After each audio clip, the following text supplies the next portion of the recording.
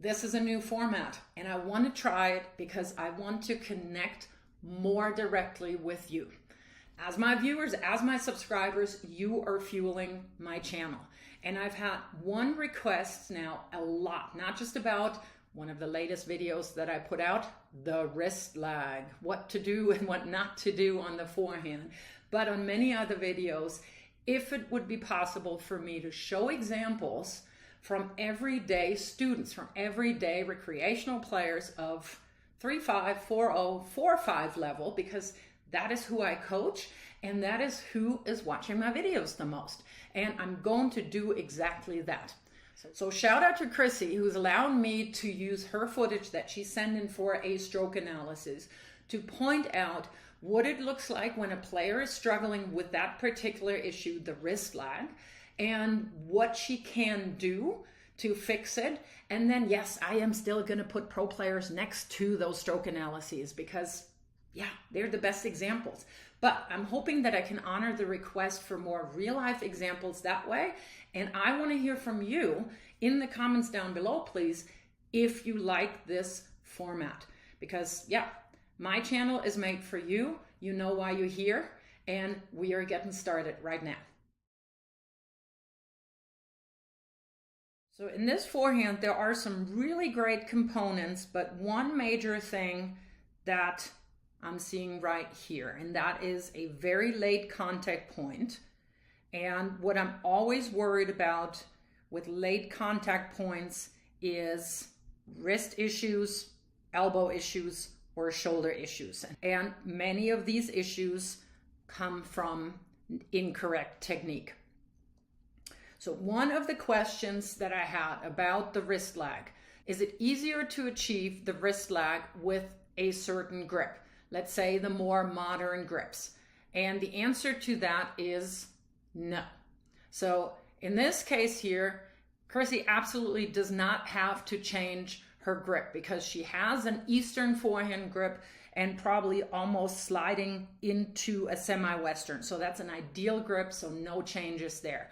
And let me show you the different grips that all achieve the proper wrist lag. So it's not a thing about the grip. So Roger Federer, wrist lag right here.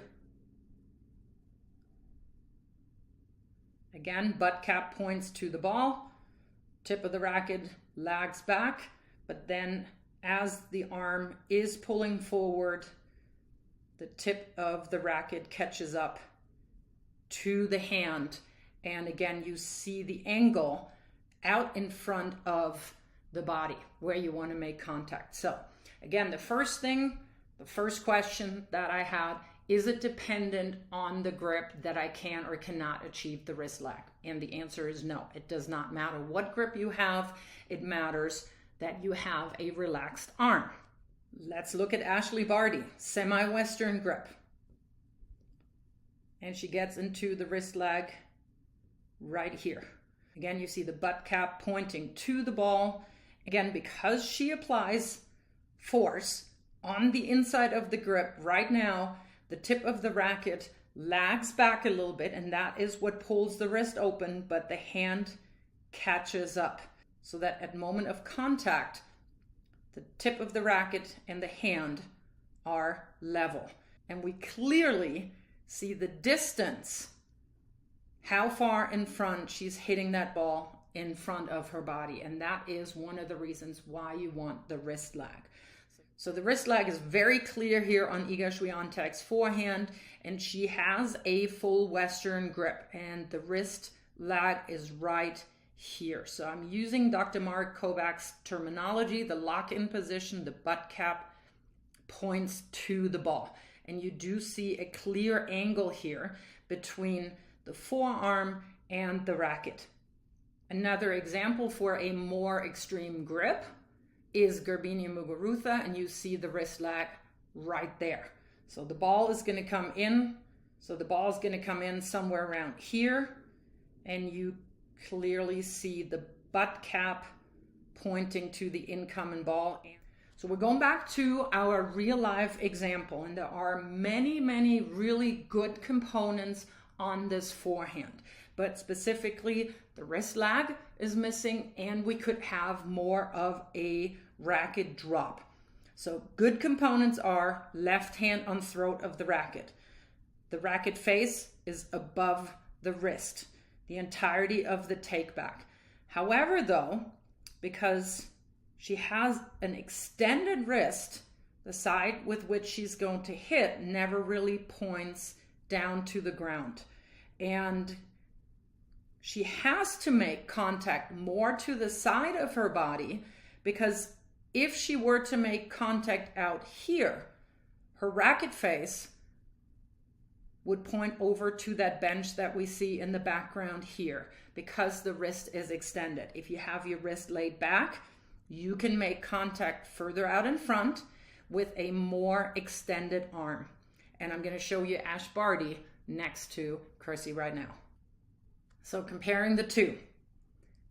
Grips, not that far off from one another. I think Ash is a little bit more extreme, but the main components are she has an unusually high take back, but that gives her a really pronounced racket drop. But the major difference in these two forehands is the almost abbreviated take back here, and that the racket face never points down. And then of course we have the lack of the wrist lag. So we see that here.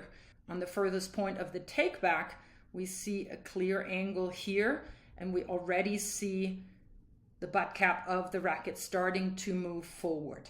So both of them have similar stances, so that is not a difference either. And if I'm pulling this forward now, we never really see the butt cap pointing to the ball. And then of course we see the major difference in the contact point. So Ash is making contact somewhere about there. The ball has just left the racket. And if I'm running this here, this is just before contact, you do see the difference. And the worry that I have, again, is for the wrist, the shoulder, and the elbow.